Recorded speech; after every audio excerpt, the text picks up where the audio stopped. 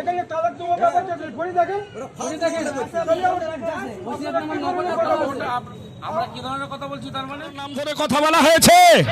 সুতরাং এত বড় স্পর্ধাকার মঞ্চে আলেম কথা বলবে কোরআন হাদিস থেকে, তার সামনে এসে বেয়াদবি করে। সিংহের চরিত্র ধারণ করে একদিন বেঁচে থাকবো, যতদিন দেহে রক্ত সঞ্চারিত থাকবে অন্যায়ের বিরুদ্ধে কথা বলতে আমরা কখনো ডরি না। জোরে বলে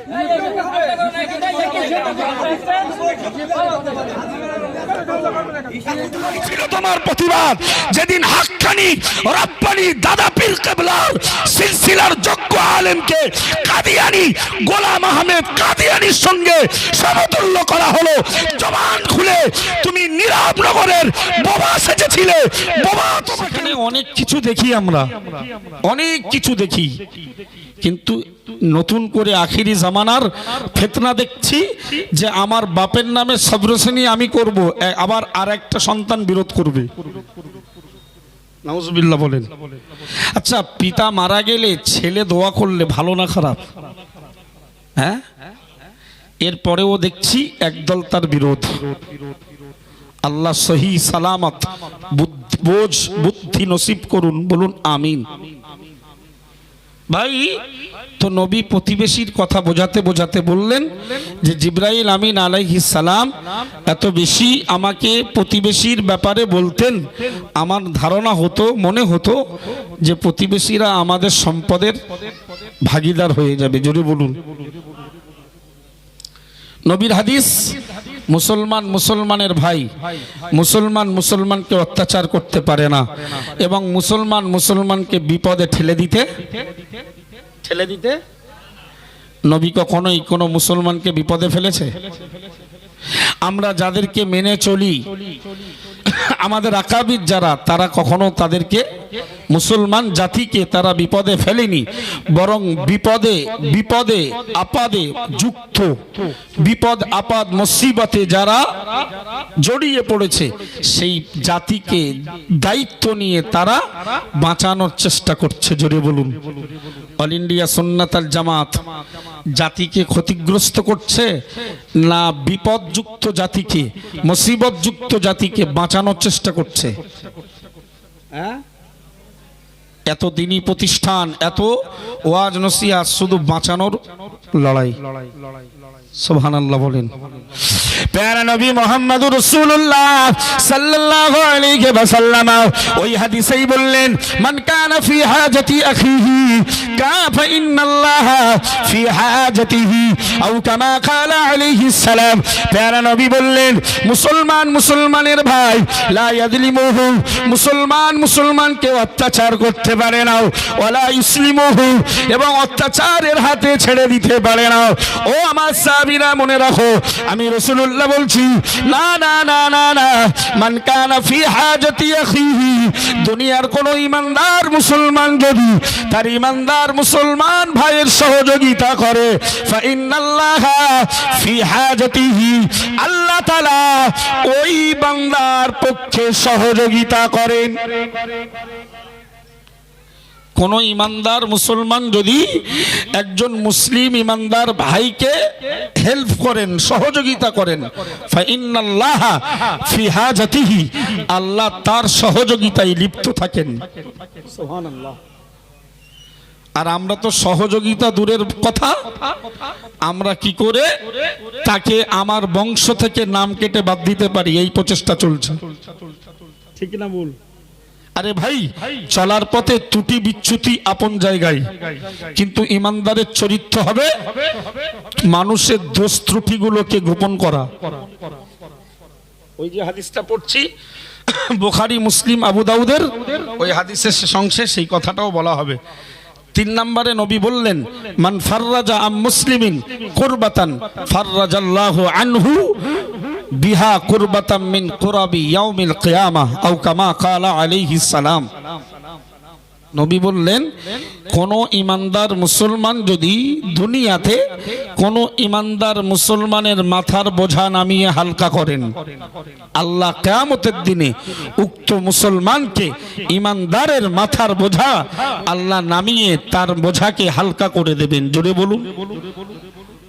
দুনিয়ায় যদি কেউ কোনো মুসলমানের মাথার বোঝা নামায়, আল্লাহ কিয়ামতের দিনে ওই মুসলমানের গোনা নামিয়ে বোঝা নামিয়ে তাকে জান্নাতে যাওয়ার রাস্তাটা সহজ করে দেবেন। জোরে বলুন।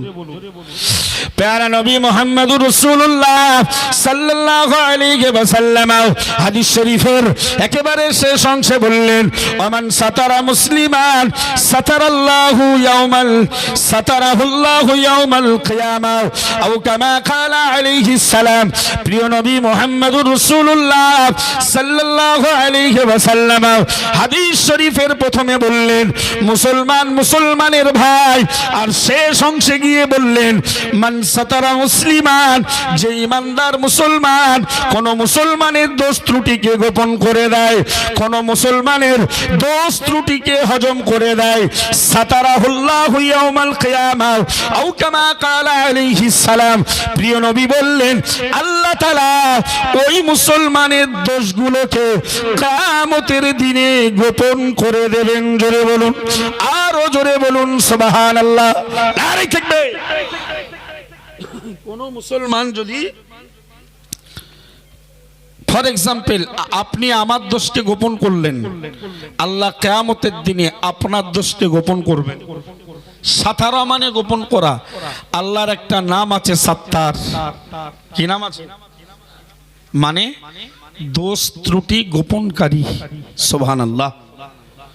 তো দুনিয়ায় এই চরিত্রটা ধারণ করতে শিখুন যে আমি যদি কোনো মুসলমানের দোষ ত্রুটি গোপন করি, আল্লাহ কিয়ামতে আমার হাজারো অন্যায় দোষ ত্রুটি গোপন করবেন।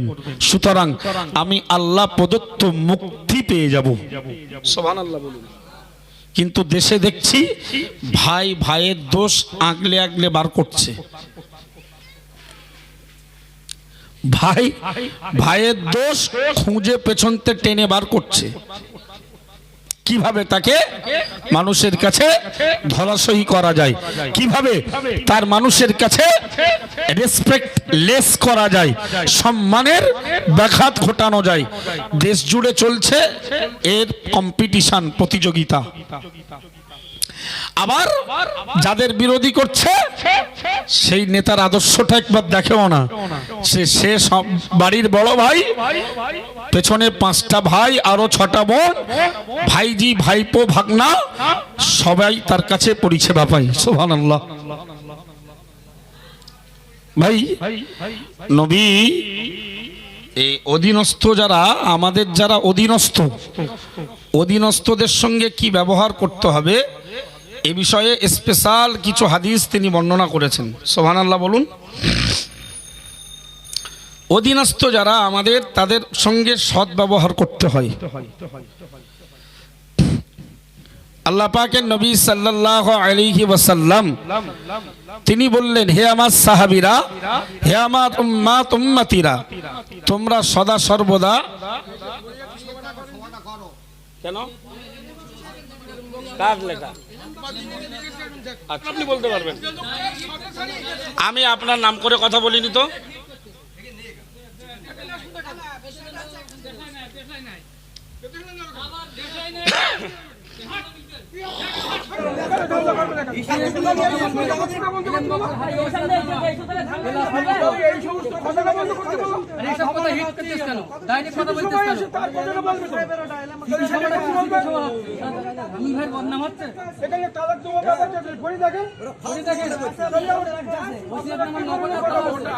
আমরা কি ধরনের কথা বলছি? তার মানে প্রতিবাদ হয়েছিল ইমামে আযম আবু হানিফা হুজুরের বিরুদ্ধে। কেউ কাদিয়ানী আর কাফের বলে ফতোয়া দিতে পারে, এ ফতোয়া দেওয়া হয়েছিল মুজাদ্দিদুস জামানের বিরুদ্ধে। ঠিক না ভুল? সুতরাং তাদের এই ভৎসনায় অল ইন্ডিয়া সুন্নাতুল জামাতের কিছু যায় আসে না। কারণ তাদের পৃথিবীর মাটিতে কতটা গ্রহণযোগ্যতা, তাদের অবস্থান, ইসলামের ব্যাপারে তাদের কতটা অবদান, এটা তো আগে পরীক্ষা নিরীক্ষা করতে হবে। ঠিক না ভুল? তো নবী বললেন মুসলমান মুসলমানের ভাই, সে তাকে কোনোদিন জুলুম করতে পারে না এবং অত্যাচারী লোকের হাতে তাকে ছেড়ে দিতেও পারে না। সুবহানাল্লাহ। তাহলে যদি মুসলমানের জন্য মুসলমানের এই নির্দেশ জারি করা হয়, তাহলে ভাইয়ের সঙ্গে ভাইয়ের পক্ষে কি নির্দেশ আল্লাহ দিতে পারে? প্যারা নবী মুহাম্মদুর রাসূলুল্লাহ সাল্লাল্লাহু আলাইহি ওয়াসাল্লাম বললেন, ওগো আমার সাহাবীরা, ওগো আমার উম্মতিরা, আমি রাসূলুল্লাহ বলছি, আহসিন ইলা জারিকা তাকুম মুমিনা, আও কামা ক্বালা আলাইহিস সালাম। প্যারা নবী মুহাম্মদুর রাসূলুল্লাহ সাল্লাল্লাহু আলাইহি ওয়াসাল্লাম বললেন, ও আমার সাহাবী আবু হুরায়রা, না না না না না, তুমি তোমার প্রতিবেশীর সঙ্গে সৎ ব্যবহার করো, তুমি প্রতিবেশীর হকগুলোকে আদায় করো, প্রতিবেশীর সঙ্গে সন্তুষ্টজনক ব্যবহার করো। আমি রাসূলুল্লাহ বলছি, তাকুম মুমিনা, তবেই তো তুমি হতে পারবে প্রকৃত মুমিন। সুবহানাল্লাহ বলুন। প্রকৃত মুমিন হবার জন্য রাসূল ফর্মুলা দিলেন, আহসিন ইলা জারিকা, তোমরা তোমাদের প্রতিবেশীর সঙ্গে সদ্ব্যবহার করো। তো আমার দ্বারাই প্রতিবেশী তো দূরের কথা, যদি আমার ভাই ব্যতীত হয়, আমার ভাই যদি কষ্ট পায়, যদি আমার ভাই দুঃখ পায়, আমার বোন যদি কষ্ট পায়, যদি আমার দ্বারাই আমার আত্মীয় স্বজন ব্যতীত হয়, তাহলে নিশ্চিত করে মনে রাখা উচিত তোমার ঈমানে যথেষ্ট দুর্বলতা আছে। কারণ এটা রাসূল কর্তৃক ঘোষণা, রাসূলের ঘোষণা, আহসিন ইলা জারিকা, বান্দা হে আমার উম্মতির দল, তোমরা প্রতিবেশীর সঙ্গে সদ্ব্যবহার করো, তাকুম মুমিনা, তোমরা হয়ে যাবে প্রকৃত অর্থে ঈমানদার। সুবহানাল্লাহ।